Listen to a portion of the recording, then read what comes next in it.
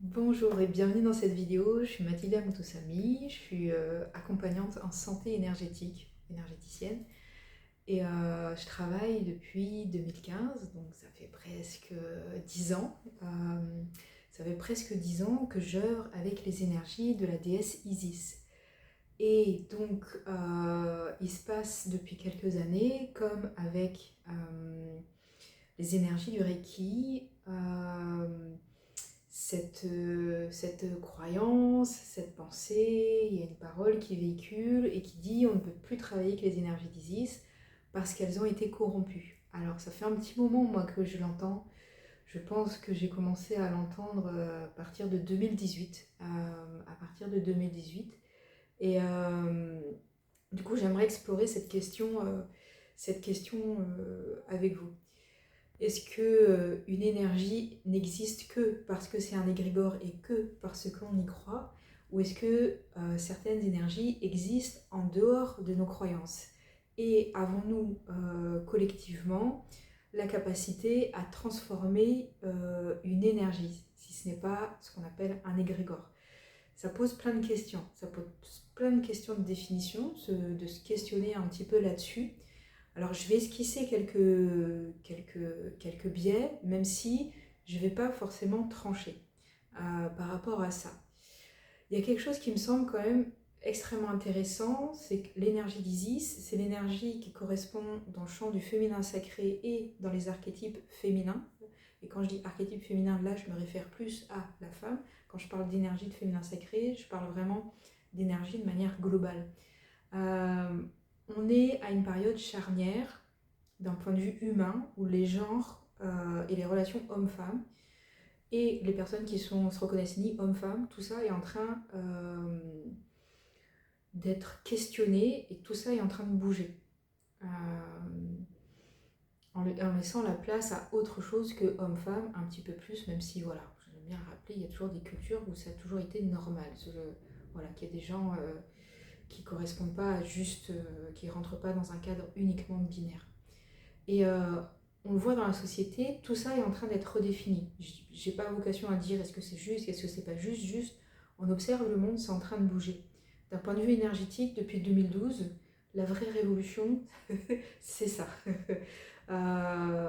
Pour moi, après je peux pas vous le prouver, à part de vous dire observez énergétiquement qu'est-ce qui se passe autour de vous, quelles sont les énergies qui se sont levées à partir de 2012. Je peux juste vous dire, si vous êtes sensible, allez vérifier par vous-même. Qu'est-ce qui se passe? Pour moi, 2012, c'est vraiment la levée de cette vague énergétique. Est-ce que ça correspond à un espace traversé, un espace cosmique traversé par la Terre qui fait que on traverse des énergies et qu'on est tous traversés en tant qu'humanité, en tant qu'espèce, par cette énergie-là? Est-ce que c'est un cycle énergétique de la Terre elle-même? Voilà. Je laisse sous forme de question, j'aime pas forcément trancher. En tout cas, dans ma croyance et dans ce que je vois, depuis 2012, vraiment, le vrai switch, c'est vraiment qu'on rentre dans une phase où l'énergie féminine, à la fois énergie femme, à la fois énergie féminine en dehors de la notion de genre, est en train de revenir sur le premier plan. Et ça d'un point de vue global. Et pourquoi je parle de ça?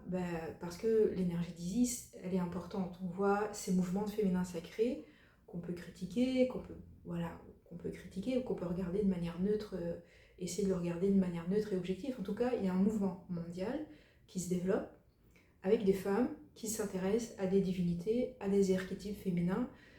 Et tout ça est très orienté autour de la notion d'empowerment, en anglais, en puissancement, et dans une dialectique de retrouver une forme de pouvoir intérieur, une forme de puissance et surtout de confiance, estime de soi, pour pouvoir porter les choses au monde, voilà, faire les choses telles qu'on a envie, sortir de toutes les injonctions, etc. sociétales. Ça, c'est quelque chose qui est vraiment global. C'est vrai qu'on pourrait se dire oui, non, c'est un truc occidental, sauf que ça traverse plein d'autres sociétés que les sociétés uniquement occidentale.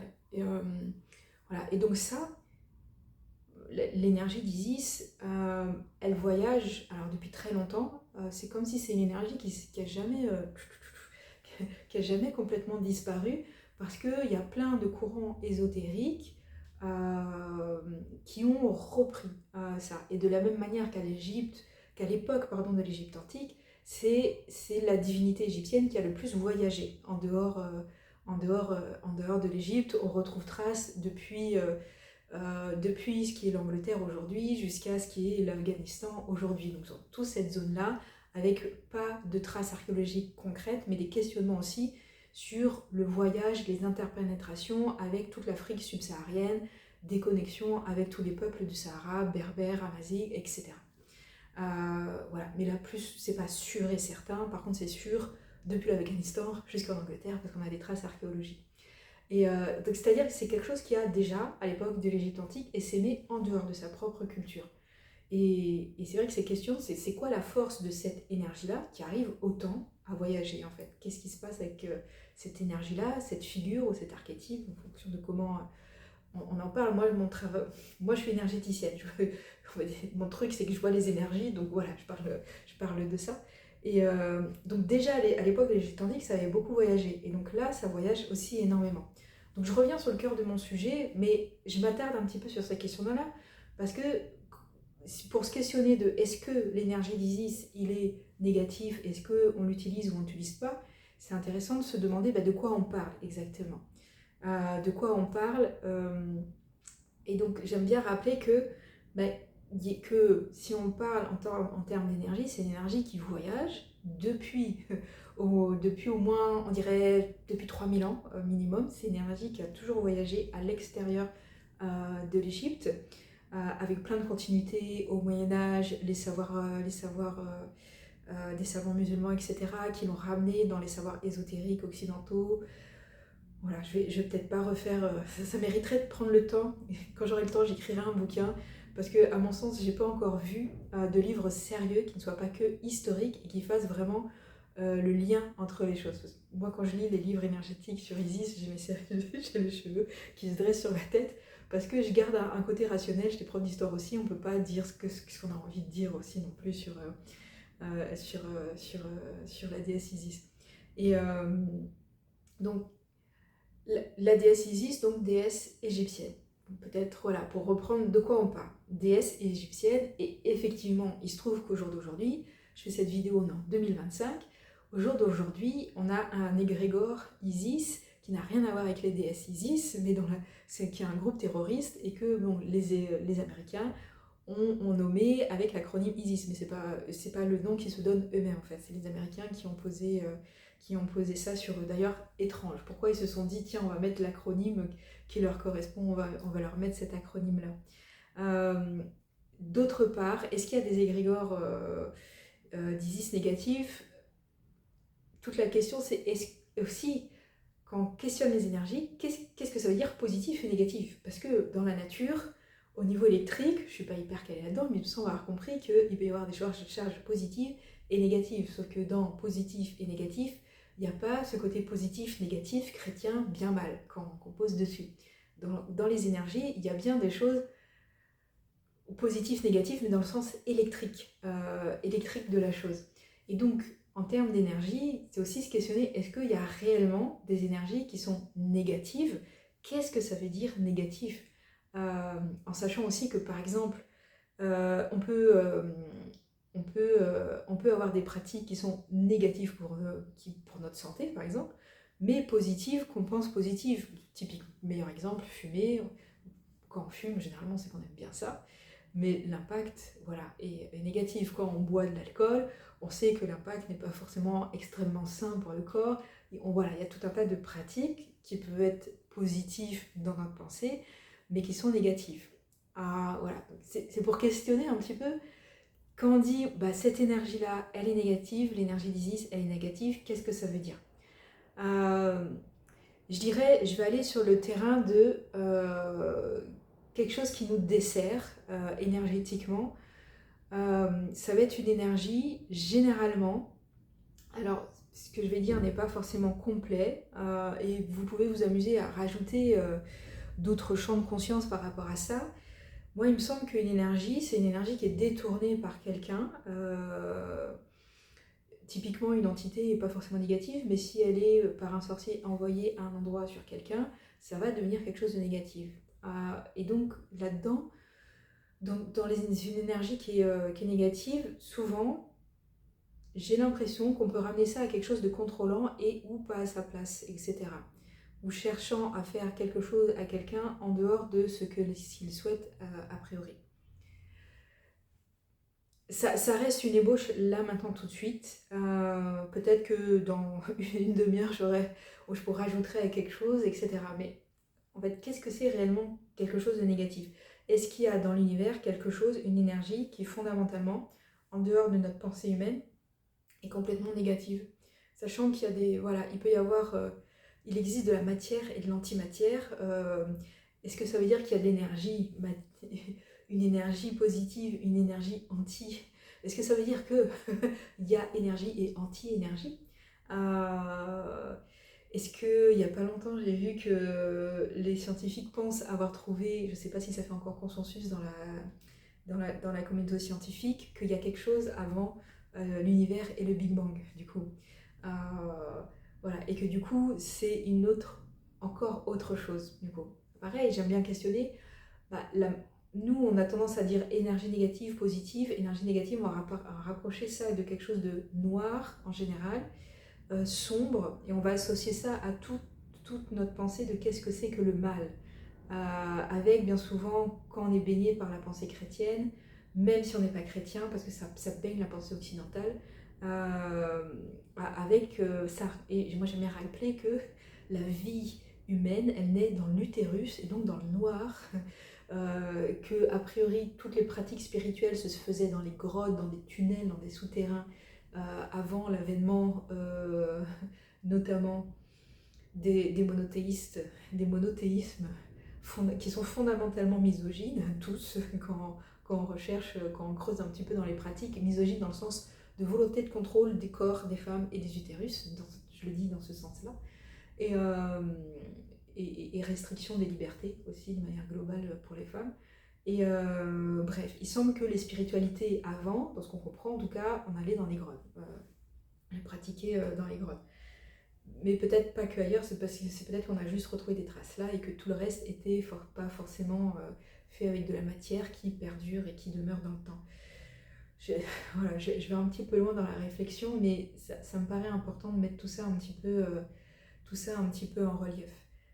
Et que c'est assez important de savoir aussi que dans certaines cultures, la notion de bien et mal, et ça je le dis, je le répète et j'arrête pas de le répéter, quand on s'intéresse aux traditions, je vais appeler ça traditions ancestrales, donc c'est les traditions qui ne sont pas occidentales, toutes les médecines ancestrales d'Amérique du Sud, d'Afrique, certaines d'Asie, n'ont pas forcément le souci du bien et du mal tel que nous on l'entend. Parce que c'est toujours, la notion de bien et mal, c'est toujours dans un espace culturel de quoi on parle, même si on vit dans un monde globalisé, mondialisé, et donc la pensée occidentale, elle est dominante à l'heure actuelle.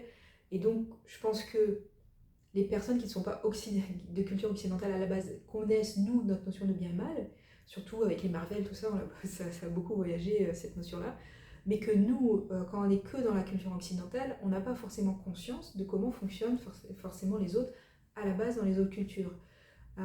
Et ça, c'est important à dire. Donc, qu'est-ce que ça veut dire bien et mal? Je ne suis pas en train de dire qu'il n'y a pas d'énergie négative, mais qu'est-ce qu'on veut dire, qu'est-ce qu'on veut réellement signifier quand on dit ça? Parce que moi je fais partie des gens qui disent oui, la magie noire, oui, mais c'est pareil, qu'est-ce qu'on met derrière magie noire? Est-ce que moi je crois pas à l'existence de Satan, parce que Satan c'est une création de l'église catholique pour diaboliser les figures païennes, et que la figure de Satan elle est historiquement construite avec un agrégat de figures de divinités païennes, tout simplement. Alors est-ce qu'il y a un égrégore Satan? Oui, parce que plus on y croit, plus c'est là. Et donc par rapport à l'égrégore, parce qu'on pourra en parler pendant des heures, qu'est-ce que c'est qu'un égrégore? Comment ça fonctionne? Est-ce qu'un égrégore a capacité à nous définir? Est-ce qu'on peut sortir d'un égrégore, etc. Je vais vous mettre 2 liens d'une journaliste qui a écrit pour Inexploré, qui écrit pour d'autres journaux bien-être, etc., que j'ai trouvé plutôt bien fait, qui sont des bonnes pistes de recherche, si vous voulez vous questionner sur qu'est-ce que c'est qu'un égrégore. Donc je reviens sur Isis, le sujet.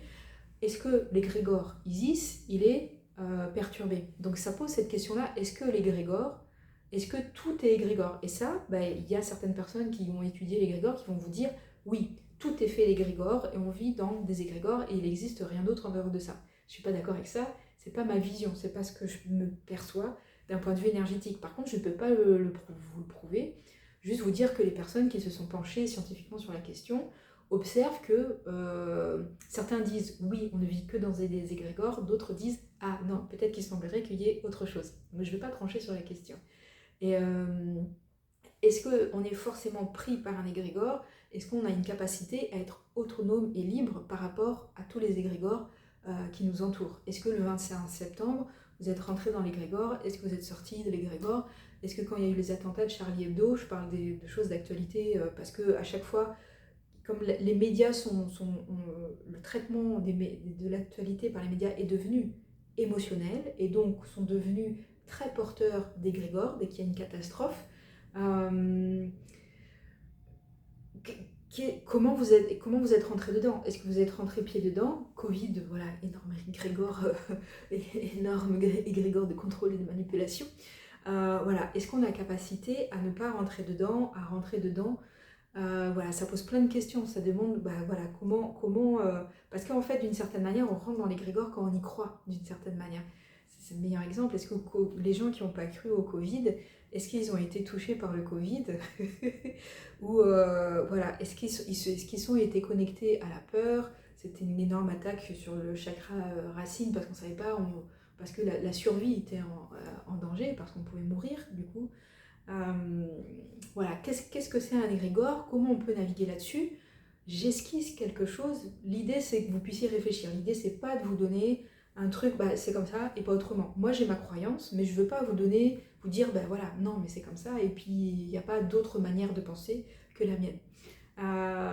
Voilà, donc l'égrégore d'Isis, donc il y a cette idée qui dit que l'égrégore d'Isis, il est perverti et qu'on ne peut plus travailler avec, et quand on travaille avec des énergies qui sont négatives, du coup. Alors, il y a un premier point que je veux soulever. Donc, il y a cette énergie féminine qui est là.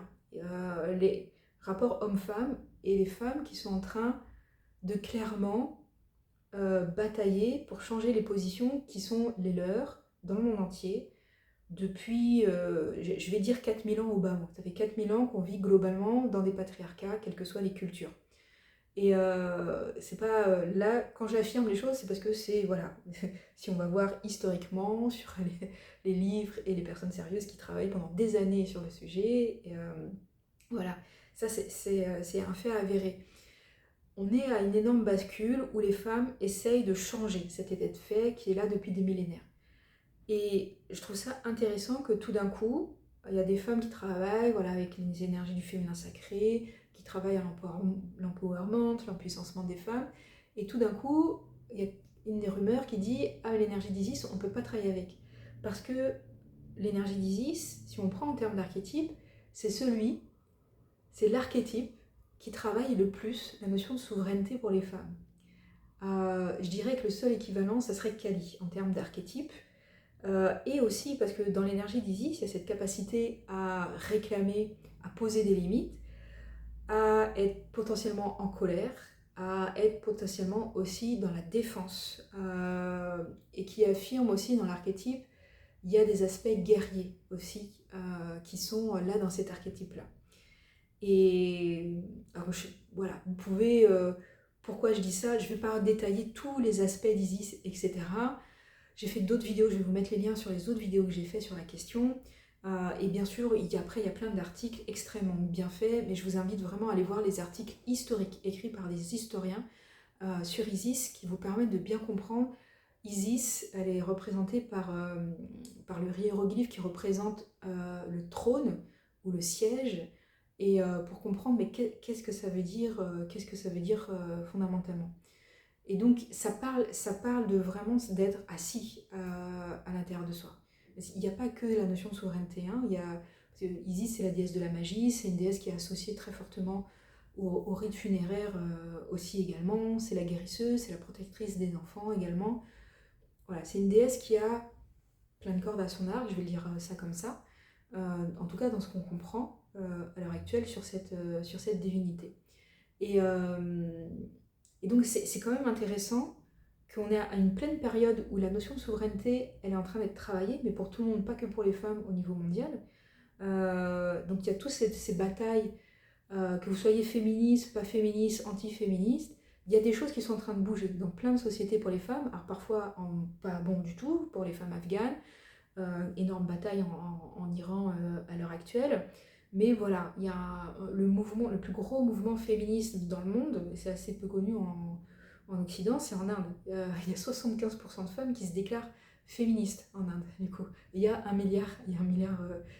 plus d'un milliard, pardon, d'habitants en Inde. Donc le hotspot, il est là-bas avec voilà, des personnes extrêmement avancées et une société qui est en train de bouger énormément et des tas de contrastes. On est sur un pays plus d'un milliard d'habitants, donc on ne peut pas généraliser. Il y a plein de situations diverses et variées. Mais c'est marrant, il y a tous les courants de recherche d'autonomie, de recherche de souveraineté des peuples autochtones à qui on a volé les terres, qui sont dans des situations quasi coloniales à l'heure actuelle.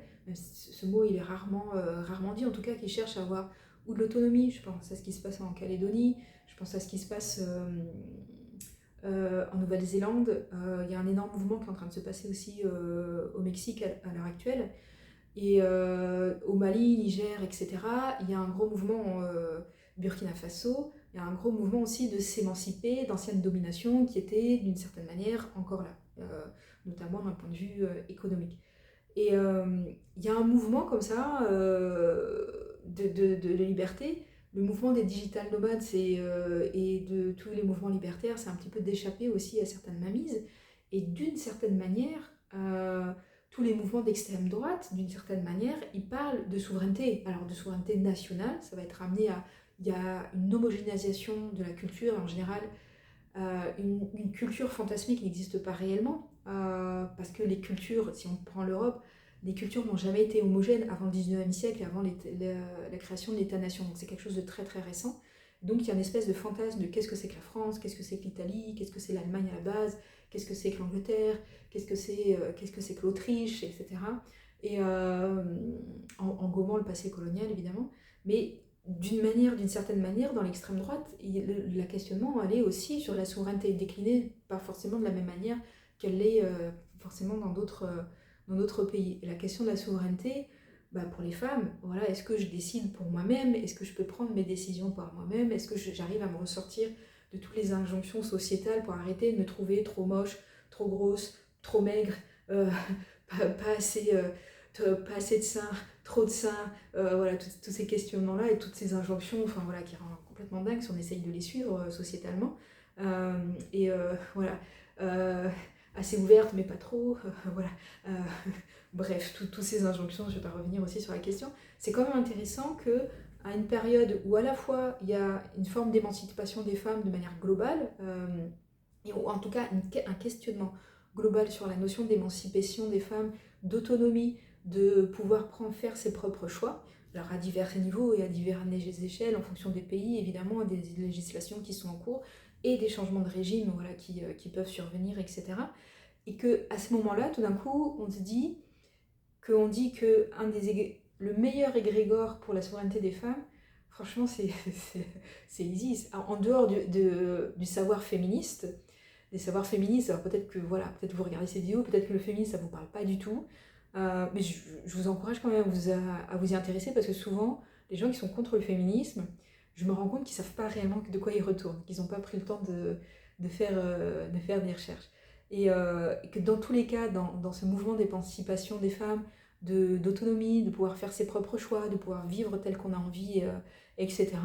Comme par hasard, l'archétype qui vraiment bosse le plus là-dessus, tout d'un coup on dit ah ben il est pas bon, il faut pas bosser dessus. Parce qu'il faut pas se leurrer, faut pas se leurrer, la manipulation qu'on a d'un point de vue politique, la manipulation qu'on a derrière le joli mot de marketing dans l'économie, toutes ces notions de greenwashing dans les questions environnementales, qu'il y a des courants comme ça dans l'énergétique, il faut pas se leurrer, et que il y a du lobbying qui vient s'intégrer dans certains espaces. Donc par exemple les espions russes qui travaillent sur internet pour créer de la distorsion sur les réseaux sociaux normalement, ça c'est des choses connues, avérées, etc. Ils viennent jouer sur les politiques, mais c'est le domaine de l'ésotérie et le domaine du bien-être, c'est évidemment quelque chose qui est ciblé, comme c'est ciblé par les lobbies qui vont faire payer certaines personnes pour qu'ils publient certains articles, pour que certaines idées avancent, pour que certaines choses soient vendues, etc. Voilà, on vit dans ce monde-là. On vit dans un monde où il y a plein de manipulations, et je vais parler que de manipulations réelles. Il peut y avoir donc des manipulations étatiques, une manipulation économique. Je vais laisser de côté les manipulations dans l'invisible parce que c'est un domaine un peu trop vaste, mais disons que, à mon sens, oui, ça existe. Donc si on prend en considération, tiens, c'est marrant, j'aime bien me poser la question, c'est une question, j'ai eu un prof de géopolitique qui était considéré comme le meilleur géopoliticien de France, mais qui est d'extrême droite, donc c'est pas quelqu'un, je ne partage pas ses idées. Mais aussi qui a été très discrédité, qui a eu un parcours un peu compliqué, mais qui, son travail était vraiment, dans l'analyse, en tout cas, extraordinaire. Et notamment, il y a plein de choses qui se sont passées au Proche-Orient, qu'il avait prédit il y a 20 ans. Tout ce qu'il avait prédit, c'est passé, etc. Et donc, ce prof de géopolitique, il disait toujours, c'est comme un polar, la géopolitique et tout ce qui se passe autour de nous, c'est comme un polar. Il suffit de se poser la question, à qui profite le crime? Quand il se passe quelque chose, à qui profite le crime? Donc quand il y a une guerre, quand on bombarde Gaza, à qui profite le crime réellement? Voilà. Sur tout un tas de questions d'actualité politique, posez-vous cette question-là. Posez-vous aussi la question dans l'énergie et dans la spiritualité. Quand les spiritualités, les discours des spiritualités, les discours des religions ne servent qu'à maintenir l'ordre social en place, à qui ça profite? Voilà, ça fera l'objet d'une longue vidéo, il y a plein de choses à dire sur la question. Et à qui ça profite de fermer et de dire ne touchez pas à cet égrégore-là, parce que c'est l'égrégore et l'archétype qui est le plus en capacité de vous permettre, en tant que femme, en tant que telle, mais ça travaille, c'est vraiment pour tout le monde, l'archétype qui parle le plus de souveraineté, d'autonomie et de pouvoir intérieur et de force intérieure. Ça profite à qui de dire ça, en fait? Et donc d'où est-ce que c'est né, cette petite histoire de « Ah, c'est pas bien ce crime-là » Et je fais une petite anecdote d'une personne qui me contacte un jour et qui me dit « Moi, j'ai complètement arrêté de travailler avec Isis parce que j'ai consulté quelqu'un qui m'a dit « Oh là là, faut surtout pas travailler avec Isis, c'est mal et c'est pas bon du tout et je me rappelle plus des mots exacts, etc. Et il faut que tu fasses ci, il faut que tu fasses ça. » Alors moi, j'entends peut-être que je peux entendre, ok, tu travailles pas à cette énergie-là, ça je peux l'entendre, mais il y avait totalement, c'était accompagné d'une prise de pouvoir absolument extraordinaire. Et alors c'est génial parce que l'énergie d'Isis, ça travaille sur la souveraineté, et la personne dit surtout ne travaille pas avec cette énergie. Alors la personne n'a pas utilisé la notion de souveraineté, mais moi je vais te dire quoi faire. Vous voyez le truc? Vous voyez un petit peu le truc? Non mais la prise de pouvoir, alors, la personne qui prend le pouvoir te dit de ne surtout pas travailler avec l'énergie qui travaille sur le fait d'être autonome et justement d'être complètement indépendant et libre et te permettre de ne rentrer dans aucune prise de pouvoir et justement de mettre des barrières à toutes les prises de pouvoir nécessaires. Donc ça, c'était la première parenthèse. Je pensais pas que cette vidéo elle serait aussi longue, mais voilà. Questionnez-vous, quand on vous dit quelque chose n'est pas bon, à qu'est-ce que ça profite? Parce que c'est jamais aussi simple que oui noir, oui blanc. Et puis, voilà. Donc je vais donner des esquisses, parce que sinon je peux en parler pendant des heures de ce sujet-là. Donc il y a un égrégore qui pour moi, je pourrais le mettre sur la notion de négatif. C'est tout ce qui est négatif par rapport à Isis, et qui est dans les sociétés secrètes, donc franc-maçonnerie, grosse croix, et il y a peut-être d'autres que je ne connais pas. Et donc je vais vous mettre le lien, j'ai fait une vidéo spécifique sur la franc-maçonnerie et pourquoi je n'aime pas leur approche par rapport à Isis.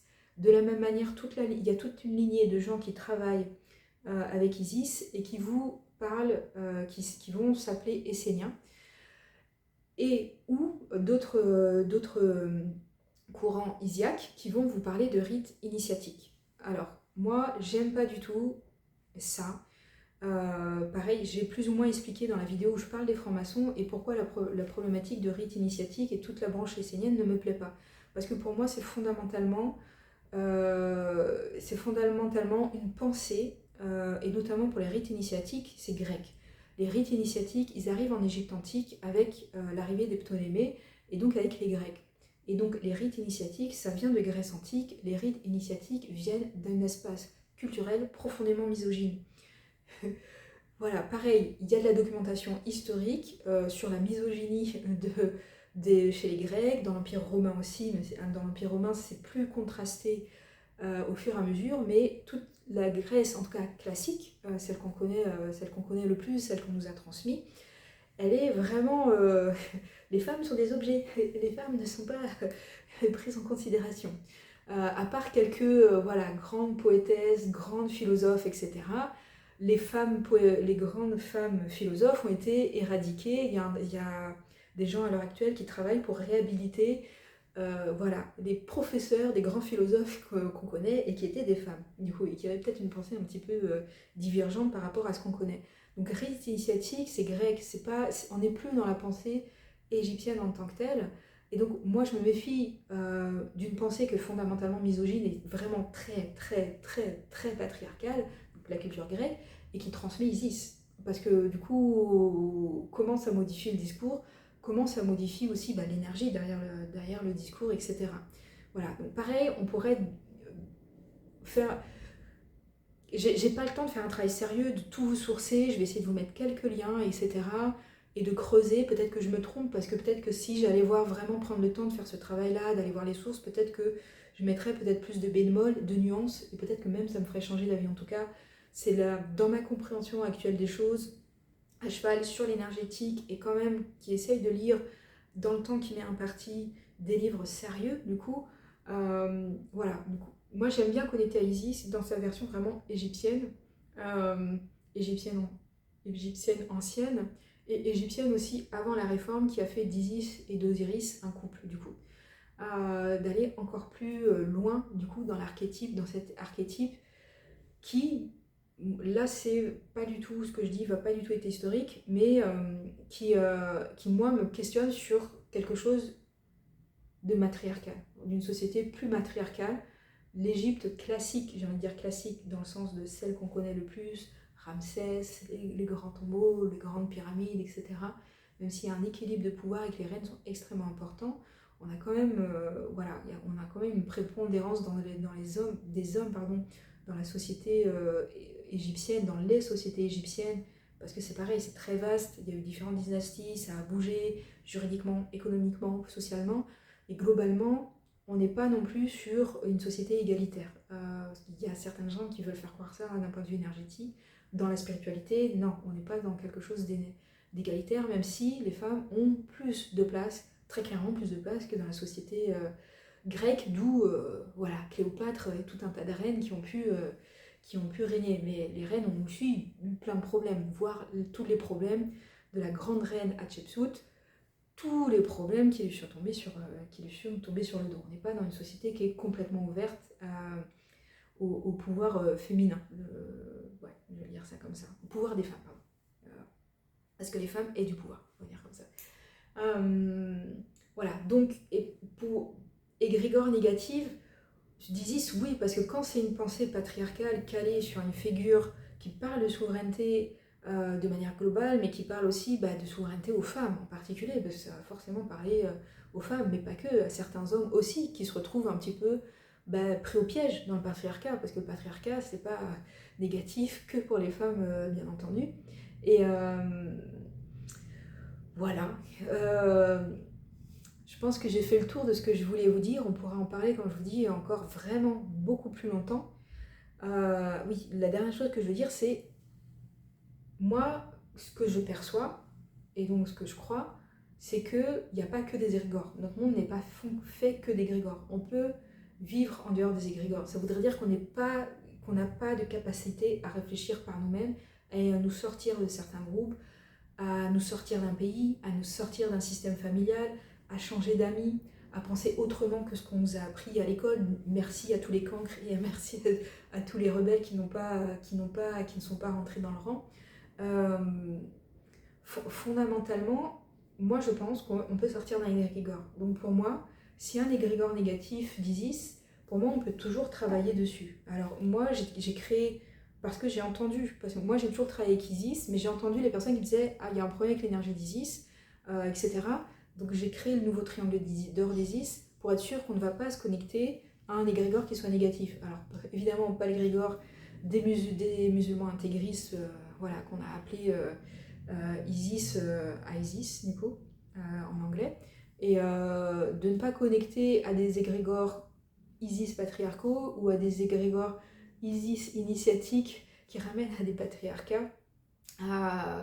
Voilà, je me rends compte, j'ai pas détaillé sur Isis et Sénia, mais bon, j'ai pas le temps de tout détailler. Je ferai une vidéo peut-être spécifique sur la question. Et voilà. Pourquoi cette croyance qu'on ne peut pas vivre en dehors d'un égrégore et que quand une énergie, si quelqu'un utilisait mal une énergie, ça noie tout l'égrégore et que ben, l'énergie qui est bonne à la base, elle est forcément entachée, qu'on ne peut plus connecter à l'énergie qui est bonne à la base. Ça voudrait dire, ça serait quelque chose... En fait, cette pensée-là, c'est comme s'il faut se suicider tout de suite parce que le monde, il est toxique.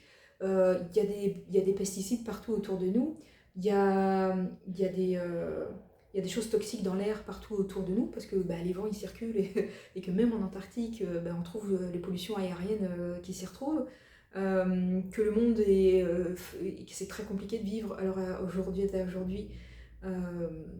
en dehors du capitalisme, qu'il n'y a quasiment plus d'espaces matriarcaux et que si tu es une femme, comment tu fais pour t'en sortir et vivre vraiment cette notion de liberté que tu as envie de vivre. En fait, ça serait comme de dire c'est tout foutu et on ne peut plus fonctionner. Et on ne peut plus fonctionner quand quelque chose a été foutu ou a été perverti ou l'argent c'est mal parce que c'est complètement adossé à la bourse et que dans la bourse, c'est vraiment... Quand on se creuse un petit peu sur la question, c'est quand même c'est des fonctionnements très très mafieux derrière les pratiques économiques dans la réalité, des tas de pots de vin et des tournements de fonds au niveau de l'économie globale entre les grandes multinationales, etc. Il y a plein de pratiques qui ne sont pas légales en fait et qui sont extrêmement répandues. Voilà, si tu pars de ce principe-là, il y a quelque chose qui a été entaché, bim, je ne vais plus rien faire et je ne vais plus jamais à Paris. Alors Paris, il y a des sites sacrés extraordinaires, parmi les plus forts de France.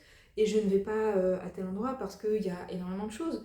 Et je comprends que ça peut être pas confortable à un moment. Moi, j'ai dit que je ne vais pas organiser de voyage en Égypte parce que je ne vois pas comment créer un vrai espace safe et secure parce que c'est le pays du harcèlement des femmes. Je ne vois pas comment créer voilà, l'espace safe que j'ai envie de créer pour les femmes en Égypte en tout cas. Et voilà, ça peut se dire, à un moment, là je veux plus, ou à un moment, je regarde plus la télé, j'ai plus de télé, à un moment, je m'éloigne de telle personne ou de telle personne, ou de ma famille, ou d'un certain groupe d'amis, parce que j'arrive plus à trouver l'équilibre dedans. Voilà, on peut tout à fait là-dedans, mais voilà, c'est un peu lâcher l'affaire.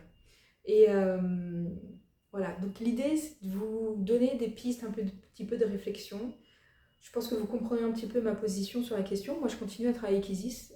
Il n'y a pas de meilleur outil pour ramener la notion de magie, d'une part, pour ramener la notion du rituel, du féminin sacré, ancré dans cette notion de pas que de douceur, et surtout dans cette notion où les femmes ont le droit de se défendre, les femmes ont le droit d'être fortes et puissantes, de sortir de plein d'égrégores qui ne ramènent les femmes qu'à la douceur, qu'à la maternité, et notamment là où elles ont été reléguées en Occident particulièrement.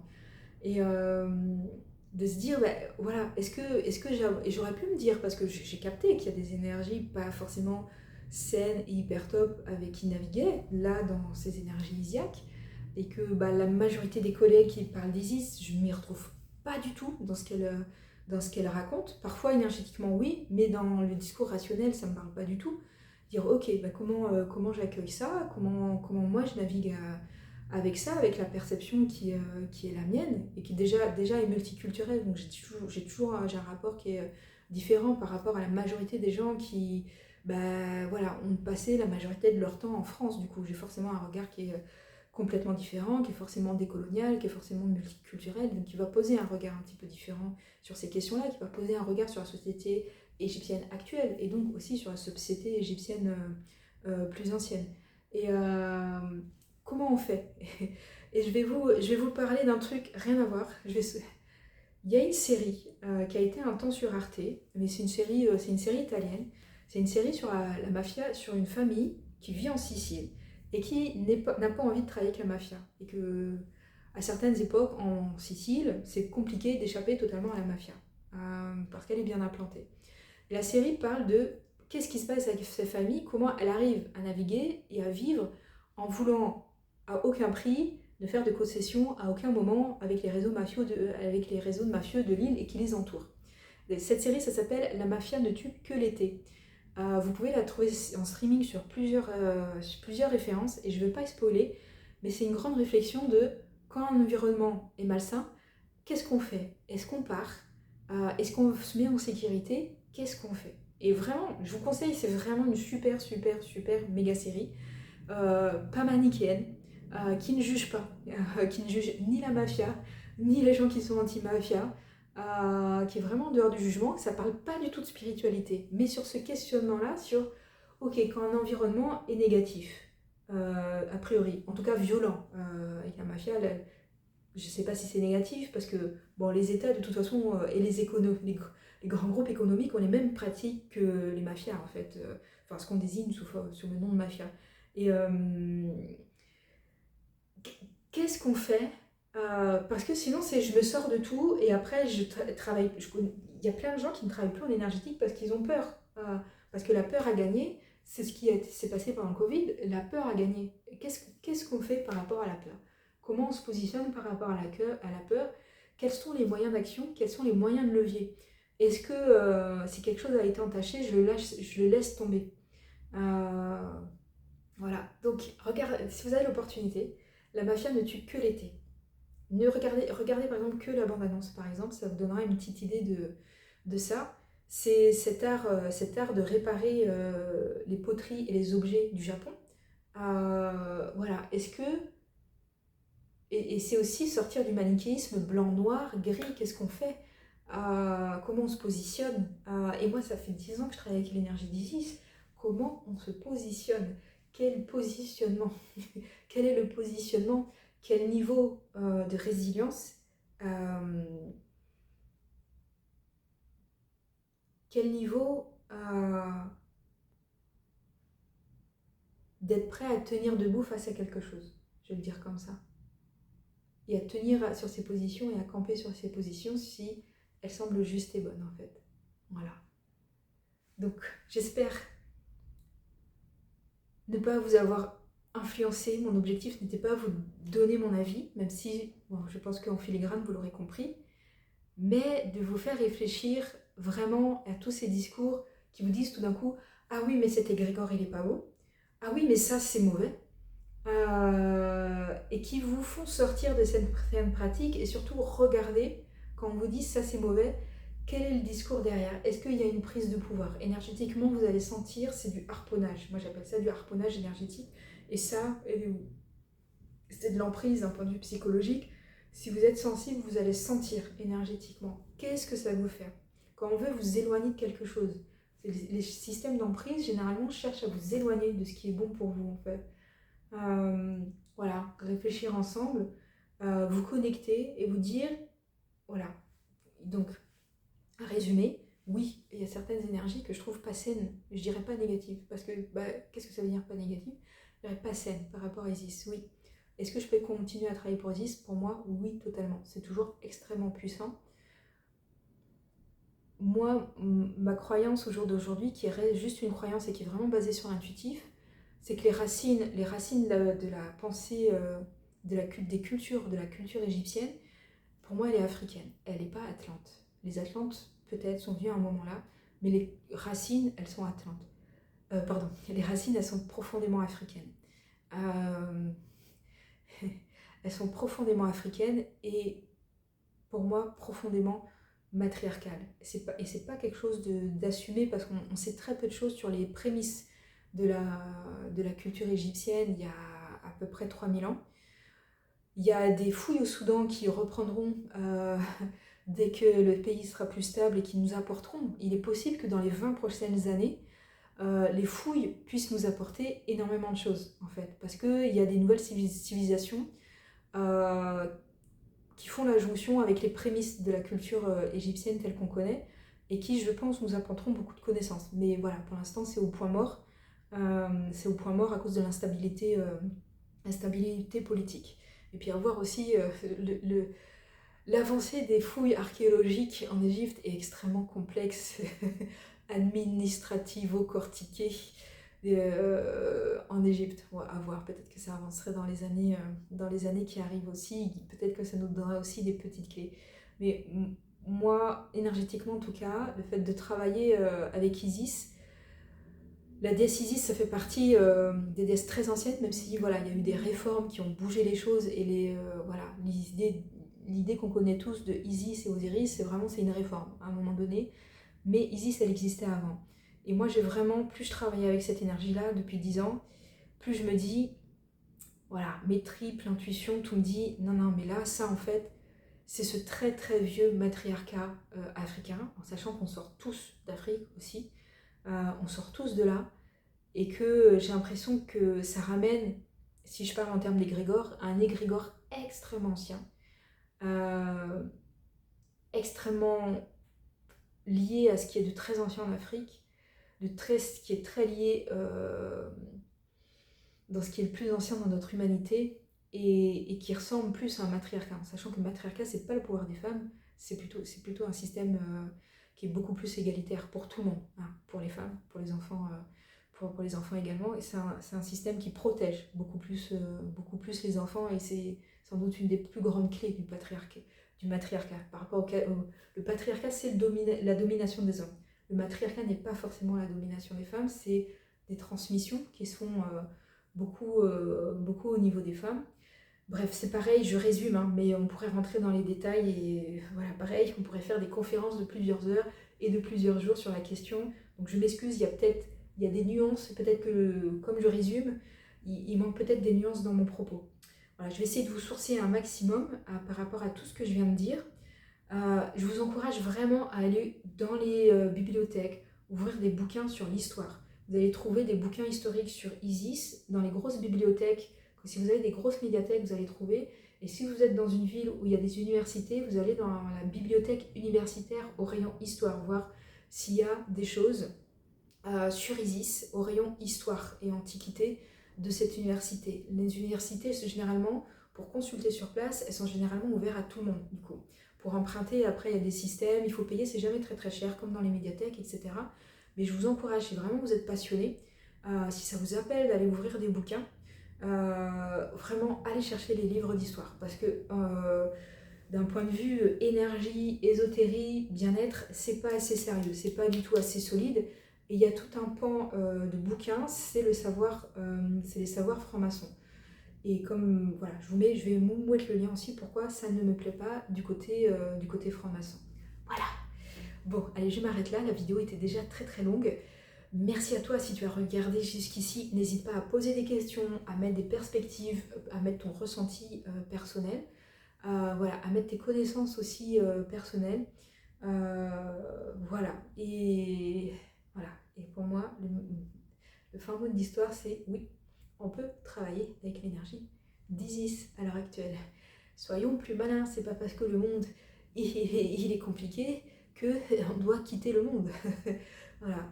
Après, ça reste des choix aussi également, de vivre dans un écolieu, de vivre dans un ermitage, de partir très très loin de la civilisation, de vivre en totale autonomie pour ne plus avoir de lien avec tout ce qui est compliqué autour de nous.